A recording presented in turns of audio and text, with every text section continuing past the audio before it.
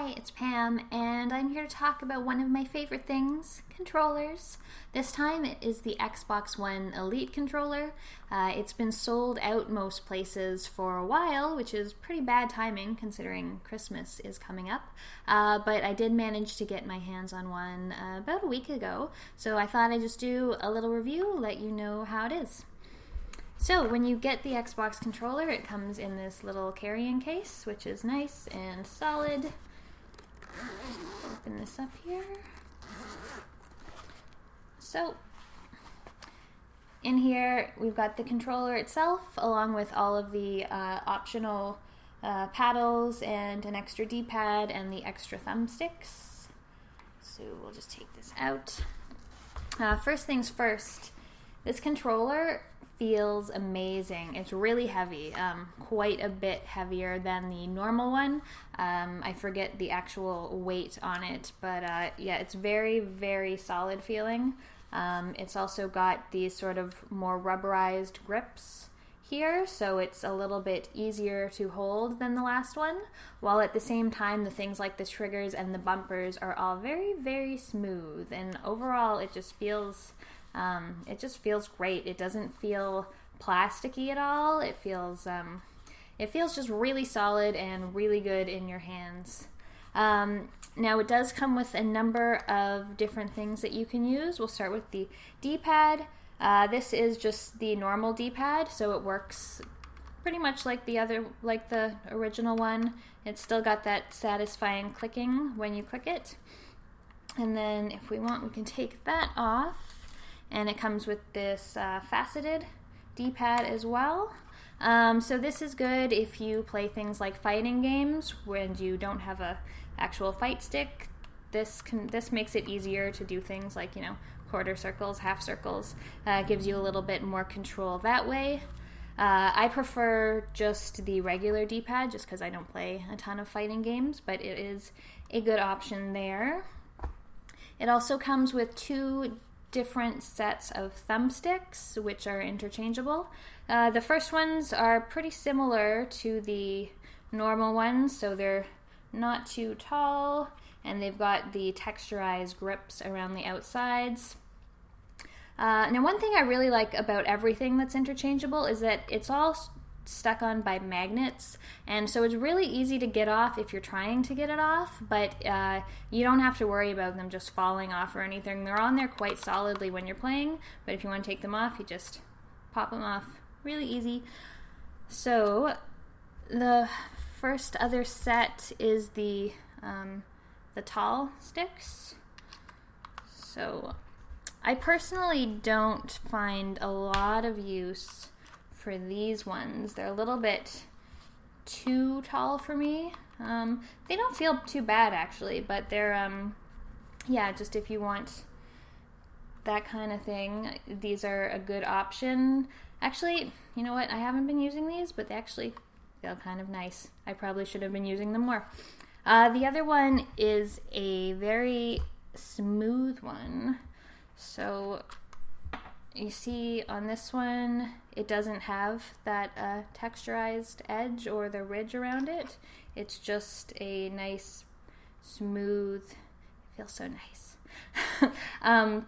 Now these, because they're so smooth, they can be a little bit slippery. So I personally wouldn't use these for anything too action heavy. However, if you're playing something a little more relaxed, a little less action packed, these just feel really nice.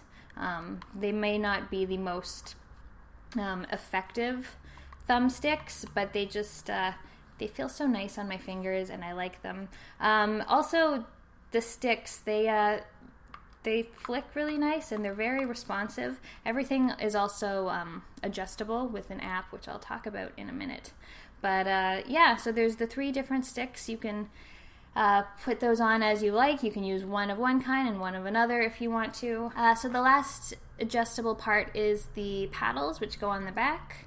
The small one just goes up top, and the larger one goes on the bottom. Again, these just snap in super easily. They're really easy to get in and out. So yeah, you can see you've got the paddles here, and you can assign them to any buttons that you want. Again, that's done in the app. So if you wanted to, say, not have to take your thumb off of the right thumbstick, so you want to be, moving and looking around and picking something off the ground or something like that, you can assign these paddles to your face buttons so that you don't ever have to let go of the sticks if you don't want to. This is very handy, although I did find it took some getting used to, just because of the way I'm used to holding the controller. They are quite sensitive back here, so it took me a while to stop just hitting them by accident. Did take a little bit of work. And again, if you don't want all of them, like say you only want these two in here, you can do that as well. So everything, is really great and adjustable. Another thing that it came with was a charging cable. I haven't measured this, but I think it's a good 8 or 9 feet. The thing, it does not come with a charge pack, it just came with batteries, but I guess this will let you play wired if you want to, or if your batteries are dead. Now let's take a look at the app that tells us how to adjust everything. This is the Xbox Accessories app. You can run it from your Xbox One or on Windows if you're running Windows 10. You can give your controller a nerdy name should you want to. So we'll go into Configure, and you can see Pam here is slot 1. We can look at the button configuration, and we can remap any buttons that we want to, whether it's the face buttons, the bumpers, the triggers, or the paddles in behind. So here I'm just reassigning the paddles to different face buttons.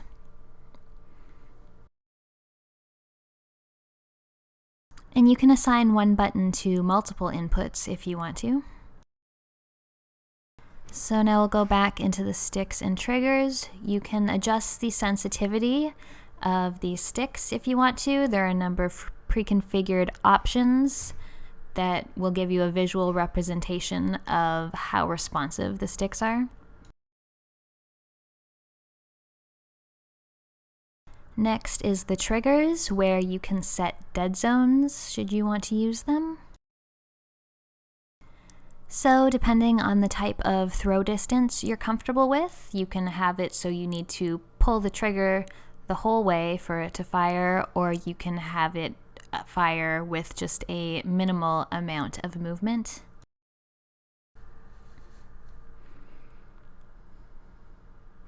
You can also adjust the vibration. There's 4 different ways, so the left side and the right side of the controller, and then the left and right triggers, they all vibrate independently. This is also kind of cool. I find the Xbox logo sometimes gets a bit too bright, so you can reduce the brightness of that. And then there's just a few other options at the end here. You can invert your sticks, or you can swap your triggers. And then once you're done reconfiguring everything, you can save it to a certain slot. There are also a number of pre-configured configurations based on Xbox exclusive titles. So there's configurations for Halo and Forza, sort of suggested button layouts that you can use if you don't want to set up your own. So as you can see, there are a ton of different options that let you customize the controller to your own personal preferences. One of the things that I'm particularly fond of as a Y-axis inverter is the ability to just map the button so it automatically inverts the Y-axis. Thankfully, there's not too many games that don't allow you to invert, but for those 1 or 2 outliers out there, that makes things a whole lot easier. Other than that, one of the differences between the original controller and this one is just this 1-2 button here that just allows you to easily switch between one set of preferences and another. So if you have to share the controller with someone else, you can each have your own set, or if you're just doing different sets for different games, you can swap easily there. Otherwise, most things are the same. You've got your sync button and your plug for charging, your cable here, your headphone jack. The other thing that I haven't mentioned yet is the hair trigger locks. So these are just behind here, and they can be done separately for each trigger. While they're on this top setting here, the triggers have the full range of motion.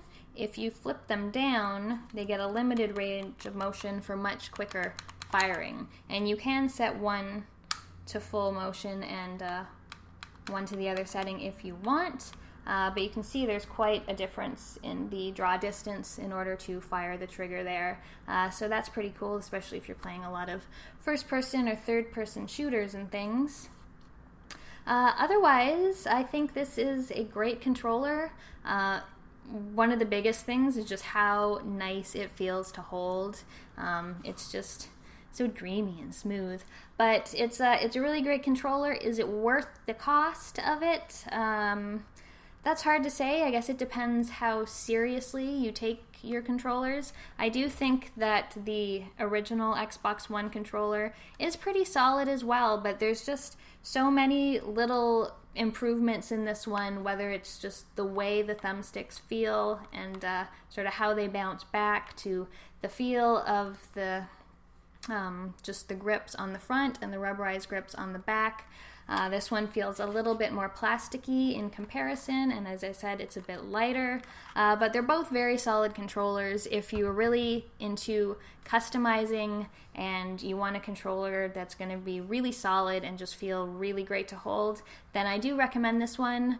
Hopefully the price comes down at some point, because I think it is a little bit expensive for a controller, but I'm happy I got it. I really enjoy using it, and I will probably use it for all my Xbox One gaming going forward. If you have any questions, if there's anything about the controller that I haven't answered, feel free to ask me in the comments, and I will do my best to answer it for you.